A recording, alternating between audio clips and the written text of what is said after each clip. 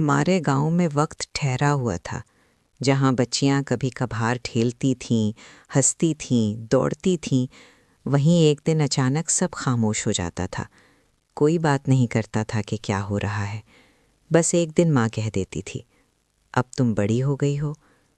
میں نے پہلی بار یہ جملہ رضیہ باجی کے منہ سے سنا تھا۔ رضیہ ہم سے 3-4 سال بڑی تھی، ہمیشہ چوٹی باندھ کے، پھول لگا کے سب سے آگے دوڑتی تھی۔ ایک دن اچانک غائب، کئی ہفتے گزر گئے، کھیل کے میدان میں اس کی آواز نہیں آئی۔ میں نے ماں سے پوچھا تو ماں نے سر جھٹکا دیا، اب وہ باہر نہیں نکلے گی، اب وہ بڑی ہو گئی ہے۔ میں سمجھ نہیں سکی، بڑی ہونا تو اچھی بات ہے نا، نئی چوڑیاں، نئے کپڑے، سب لوگ مبارکباد دیتے ہیں۔ تو پھر رضیہ باجی کی آنکھیں کیوں سرخ تھیں جب میں نے دروازے سے جھانک کے دیکھا تھا؟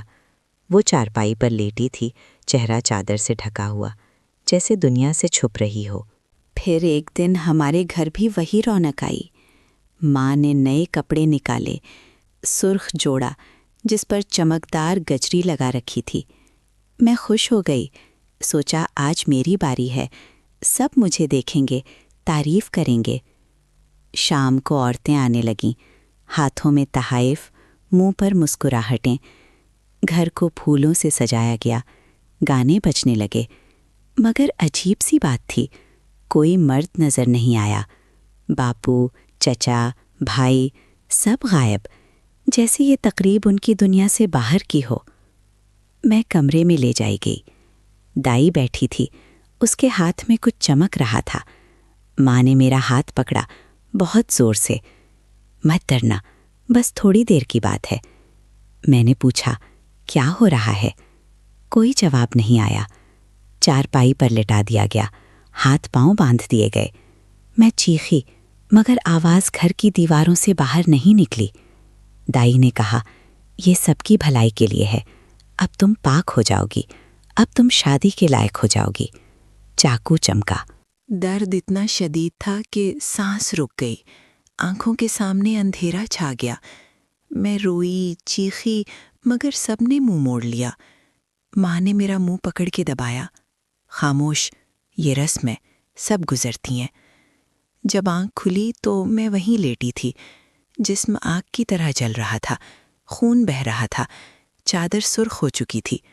باہر عورتیں اب بھی گا رہی تھیں، ہنسی کی آوازیں آ رہی تھیں، جیسے کچھ ہوا ہی نہ ہو۔ ماں آئی، میرے سر پر ہاتھ پھیرا، اب تم عورت بن گئی ہو، اب تمہاری شادی ہوگی، اب گھر سنبھالنا سیکھو، باہر مت نکلنا، ہنسنا مت، بولنا کم کرنا۔ میں نے پوچھا، یہ خوشی کیوں مناتے ہیں؟ ماں نے نظریں جھکا لیں، یہ ہماری روایت ہے، ہم سب سے گزرے ہیں۔ رات بھر درد میں کراتی رہی، جسم ٹوٹا ہوا تھا، دل سے زیادہ۔ اگلے دن عورتیں آئیں، مبارکباد دی، تحائف دیے، سب مسکرا رہی تھی۔ میں چپ چاپ لیٹی رہی، آنکھوں سے پانی بہتا رہا، کوئی نہ پوچھا کہ درد ہو رہا ہے کیا۔ چند دن بعد شادی کی بات شروع ہو گئی، ایک ایسا شخص جسے میں نے کبھی دیکھا بھی نہ تھا۔ ماں نے کہا، وہ اچھا کما لیتا ہے، گھر چلے گا، تم خوش رہو گی۔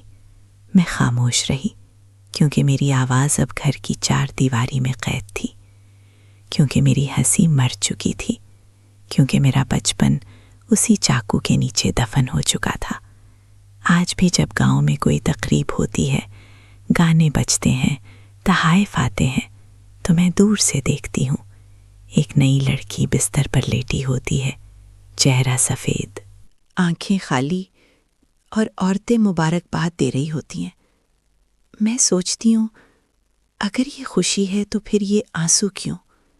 اگر یہ روایت ہے تو پھر یہ درد کیوں؟ اگر یہ عزت ہے تو پھر یہ زخم کیوں؟ مگر میں خاموش رہتی ہوں، کیونکہ یہاں خاموشی ہی سب سے بڑی روایت ہے۔ یہ جو آپ نے ابھی سنی ہے، یہ صرف ایک کہانی نما ہے۔ پاکستان میں ایسا کچھ بھی نہیں ہوتا، نہ ہی کوئی ایسی رسومات ہیں، نہ کبھی ایسی کوئی چیز دیکھی گئی ہے۔ یہ محض ایک خیالی کہانی ہے جو معاشرتی مسائل، لڑکیوں کے درد اور خاموشی کو اجاگر کرنے کے لیے لکھی گئی ہے۔ اس سے زیادہ کچھ نہیں، یہاں تک رہنا ہے، ایسی کوئی رسم نہ ہوتی ہے اور نہ ہی ہونی چاہیے۔ اگر سٹوری پسند آئی تو چینل کو لائک، سبسکرائب ضرور کریں اور بیل آئیکن دبا دیں تاکہ ایسی ہی دلچسپ اور سوچنے پر مجبور کرنے والی کہانیاں آپ تک پہنچتی رہیں۔ کامنٹ میں بتائیں کہ اگلی سٹوری کیسی چاہیے۔ نیکسٹ ویڈیو پر جلدی آئیے۔